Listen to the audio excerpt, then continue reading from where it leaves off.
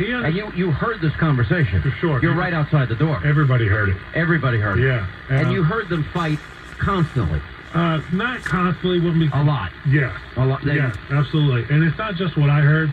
You know, I know as people read this book, you might get the impression that the people in the Secret Service, the agents and officers, are a bunch of, old ladies sitting around telling stories. When I push, if you and I are working together, Sean, and you're relieving me, I have to tell you what's going on, and that's how we find out about this stuff. So the fact that the way she behaved the night before in the holding room at a dinner, I would hear the next day. Hey, did they sleep in the same room? I have no idea. Nobody would know that.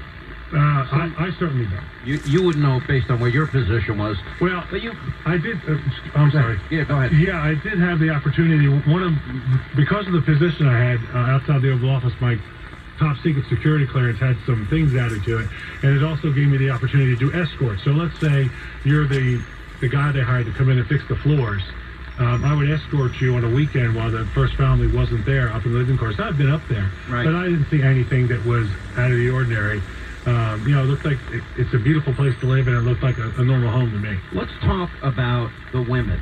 And Sure. It wasn't just Monica. Yeah. And Monica was not as slick as everybody knew she was out to hook up with the president. Sure.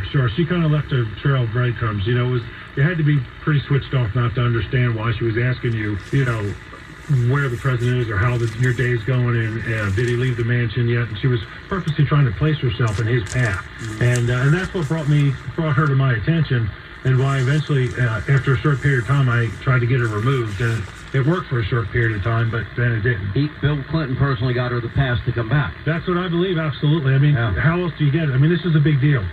When you get that White House pass, that's a big deal. That means you have full access for the most part, except for the Oval Office. You have that blue pass. You have access to the West Wing, to the ground floor of the mansion. Right. Yeah, it's that's a big deal. And an intern doesn't usually get that. No.